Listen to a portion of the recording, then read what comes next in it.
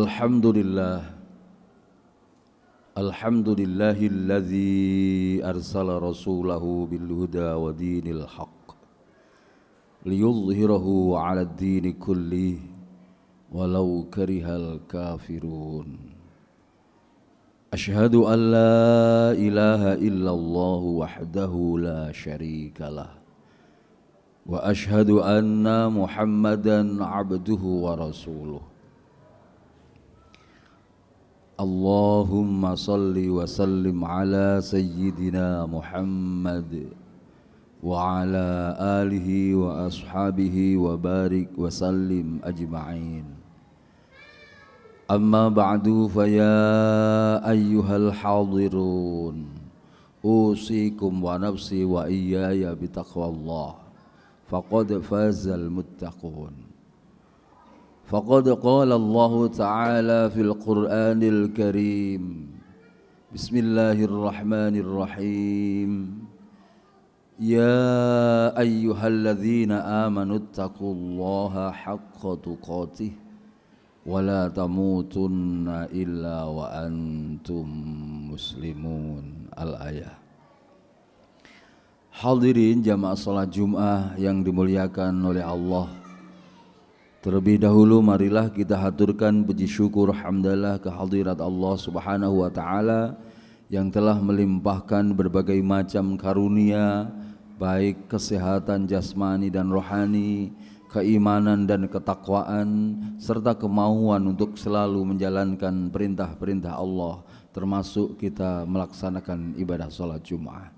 Mudah-mudahan niat yang kita bawa dari rumah kita masing-masing adalah niat yang benar-benar tulus, ikhlas, semata-mata kepingin mengabdi kepada Allah Subhanahu wa taala, semata-mata kepingin mendapatkan ridha dari Allah Subhanahu wa taala, sehingga menjadi pantaslah selepas kita melaksanakan ibadah salat Jumat ada peningkatan kualitas keimanan dan ketakwaan kita kepada Allah Subhanahu wa taala.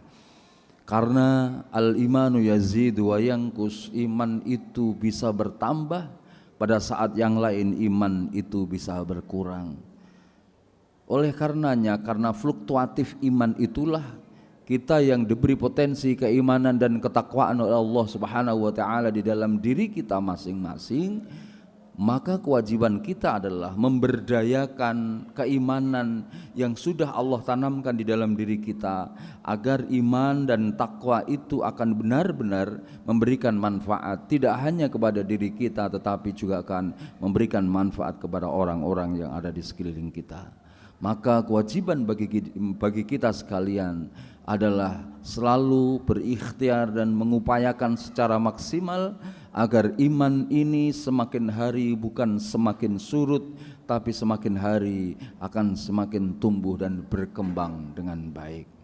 Hadirin jamaah sekalian yang dimuliakan oleh Allah, di dalam Al-Quran Allah berfirman, Bismillahirrahmanirrahim, Alladzi khalaqal mauta wal hayata liyabluwakum ayyukum ahsanu amala wa huwal azizul ghafur.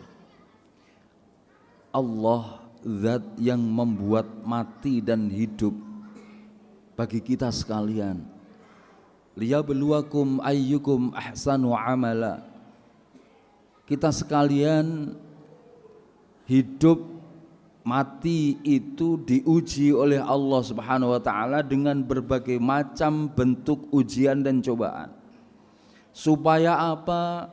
Supaya akan terpilih ayyukum ahsanu amala, kamu sekalian itu mana yang bisa secara istiqomah melaksanakan sebuah kebaikan. Tuntutan kehidupan, hampir seluruh waktu yang kita pergunakan, yang kita gunakan kehidupan sehari-hari itu banyak kita pergunakan untuk bekerja, banyak kita pergunakan untuk mengais rizki, hampir praktis habis untuk ngurusi kekayaan. Jarang di antara kita kemudian berpikir ahsanu amala, berprestasi dalam berbuat baik, amal yang bagus. Padahal sebenarnya tugas kita di permukaan bumi ini tidak lain adalah ahsanu amala, menjadikan diri kita manusia-manusia yang beramal baik.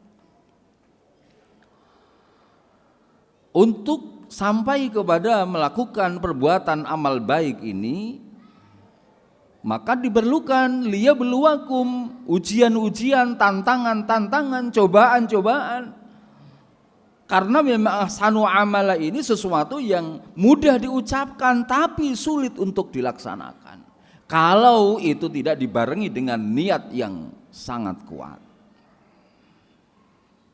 Nah, persaingan hidup akhirnya menuntut kepada kita untuk bekerja dan bekerja, berpikir dan berpikir, tapi jarang yang kemudian berpikir bagaimana saya selalu melakukan ahsanu amala, dari satu perbuatan baik menuju perbuatan yang baik. Berbuat baik itu penting, akan tetapi akan menjadi lebih penting adalah membentuk pribadi kita menjadi pribadi yang baik, membangun pribadi kita menjadi bangunan karakter yang baik. Rasulullah Muhammad sallallahu alaihi wasallam, Allah menyematkan kepada beliau, wa innaka la'ala khuluqin azim. Menyematkan kepada diri Rasulullah Muhammad sallallahu alaihi wasallam, la'ala khuluqin azim. Akhlak yang sangat-sangat mulia. Sekali lagi, akhlak yang sangat mulia. Betapa di dalam perjalanan sirah Rasulullah Muhammad sallallahu alaihi wasallam pernah dilempari kotoran, pernah dilempari batu sampai berdarah. Akan tetapi Rasul tidak pernah marah. Bahkan malaikat Jibril sampai mengatakan, wahai kekasih Allah, engkau menginginkan apakah masyarakat Taif ini akan saya balik sehingga seluruh masyarakatnya akan meninggal dunia? Jawab Kanjeng Nabi, jangan. Mereka menolak saya, mereka melempari saya karena mereka memang tidak faham dan belum tahu. Bagaimana Rasulullah Muhammad sallallahu alaihi wasallam ketika beliau masih hidup setiap pagi dan sore menyuapi seorang Yahudi buta di pinggir pasar. Dan ketika beliau meninggal dunia, Abu Bakar kemudian bertandang ke rumah Rasul menemui putrinya Siti Aisyah, dan kemudian Abu Bakar bertanya kepada putrinya, wahai Aisyah, apa yang belum aku lakukan dari apa saja yang sudah dilakukan oleh Rasulullah Muhammad sallallahu alaihi wasallam? Siti Aisyah menjawabnya, hampir semua sudah panjenengan lakukan. Hanya satu yang mungkin belum panjenengan lakukan. Apa itu? Kanjeng Nabi setiap pagi dan petang pasti datang ke pasar menyuapi Yahudi buta yang ada di pinggir pasar. Maka keesokan harinya Abu Bakar pun berangkat ke pasar dan kemudian membawa makanan dan langsung mencari Yahudi buta di pinggir pasar dan langsung pula kemudian menyuapi Yahudi buta. Betapa kagetnya Abu Bakar ketika Yahudi buta itu disuapi oleh Abu Bakar. Yahudi itu selalu menjelek-jelekkan Rasulullah Muhammad sallallahu alaihi wasallam, junjungannya Abu Bakar. Muhammad pendusta, Muhammad pendobrak peradaban dan kebudayaan orang-orang Quraisy dengan kalimat-kalimat yang kasar. Akhirnya Abu Bakar berpikir, ini pasti orang Yahudi ini setiap disuapi pasti mengucapkan yang demikian. Kalau Rasul yang dijelek-jelekkan itu tidak marah dan setiap hari datang untuk menyuapinya, mengapa saya harus marah? Dipendamlah perasaan marah itu. Dan kemudian Yahudi buta mengatakan, ini siapa yang menyuapi saya? Kok tidak seperti biasanya? Biasanya cara menyuapinya dengan lemah lembut, dengan kasih sayang, dengan keindahan. Tapi sekarang kok berbeda dengan biasanya. Maka Abu Bakar pun sambil meneteskan air mata mengatakan, wahai Yahudi buta, orang yang menyuapi setiap pagi dan petang dengan penuh dengan kasih sayang adalah Rasulullah Muhammad sallallahu alaihi wasallam yang telah meninggal dunia, yang setiap kamu disuapi selalu kamu olok-olok dan selalu kamu jelek-jelekan. Maka melihat situasi seperti itu, Yahudi buta pun kemudian menangis luar biasa, merangkul Abu Bakar, dan pada saat itu pula Yahudi buta masuk Islam. Model dakwah yang dilakukan oleh Rasulullah Muhammad sallallahu alaihi wasallam, merangkul bukan memukul. Kalau saat ini ada orang-orang yang menyatakan dirinya sebagai pendai, pendakwah, tapi model dan sikap dakwahnya selalu menjelek-jelekan sesama Islam, selalu membid'ah-bid'ahkan sesama Islam, selalu mengkafir-kafirkan sesama Islam, itu tidak pernah dilakukan oleh Rasulullah Muhammad sallallahu alaihi wasallam. Karena contoh di atas contoh adalah Muhammad. Akhlak di atas bagusnya akhlak adalah Rasulullah Muhammad sallallahu alaihi wasallam. Sampai Allah mengatakan wa innaka la'ala khuluqin azim, luar biasa. Oleh karenanya kita sekalian ke permukaan bumi ini sebenarnya tugas utama adalah berlaku baik, bersikap baik, membangun ahsanu amala. Jangan sampai lepas di dalam diri kita, karena itu memang contoh dan akhir dari serangkaian peribadatan kita kepada Allah Subhanahu wa taala. Hadirin jamaah sekalian yang dimuliakan oleh Allah. Saking sulitnya untuk sampai kepada ahsanu amala, Rasulullah Muhammad sallallahu alaihi wasallam menyampaikan di dalam hadisnya, salasun man kunna hasabahu hisaban yasira wa adkhalahul jannah. Tiga golongan, yang tiga golongan itu akan dihisab dengan hisaban yasira, hisab yang sangat mudah, wa adkhalahul jannah, dan akan dimasukkan surganya Allah Subhanahu wa taala. Siapa tiga golongan itu? Yang pertama adalah tu'ti man haramaka, memberikan makanan kepada orang-orang yang tidak pernah memberikan makanan kepada kita, memberikan sedekah kepada orang-orang yang tidak pernah memberikan sedekah kepada kita. Kalau kita memberikan sesuatu kepada orang yang sering dan pernah memberikan sesuatu kepada kita, itu wajar. Tapi akan menjadi luar biasa ketika kita memberikan sesuatu kepada orang yang tidak pernah memberikan sesuatu kepada kita. Bahasa kita adalah loman. Orang dikatakan loman itu adalah orang yang tidak hitung-hitungan dan tidak melihat siapa yang akan diberi. Tidak hanya kepada orang yang pernah memberi, kepada orang yang tidak pernah memberi pun juga akan juga diberi. Itu yang pertama. Yang kedua adalah wa ta'fu amman zalamaka, memberikan maaf kepada orang yang pernah menyakiti. Berbuat baik kepada orang yang pernah berbuat baik itu wajar dan biasa, tapi akan menjadi luar biasa ketika kita sering disalahi, ketika sering kita dimarahi, difitnah dan lain sebagainya, tapi masih kita bisa berbuat kepada mereka.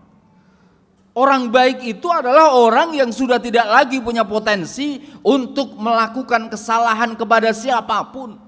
Orang baik adalah sudah punya sistem di dalam dirinya. Setiap disakiti oleh orang lain, maka orang lain pun langsung dimaafkan. Sistem yang secara sistematis, secara otomatis berlaku di dalam dirinya. Man ahsana man asa'ahu. Orang baik adalah orang yang sudah tidak lagi bisa berbuat jelek kepada mereka-mereka yang pernah berbuat jelek. Seringkali di tengah masyarakat menjustifikasi dan mengeklaim dirinya adalah orang yang baik.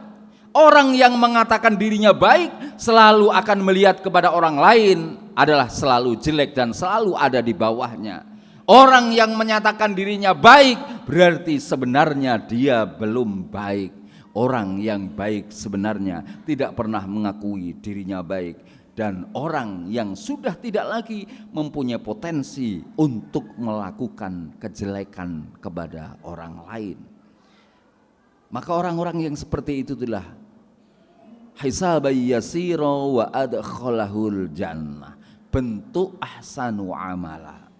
Yang pertama, tu'timan haramaka, memberikan sesuatu kepada orang yang menghalang-halangi rizki kita, itu adalah ahsanu amala. Yang kedua, wa ta'fu amman zalamaka, juga ahsanu amala. Dan yang terakhir adalah wa tasilu man qata'aka, menyambung silaturahmi karena diputus silaturahmi itu.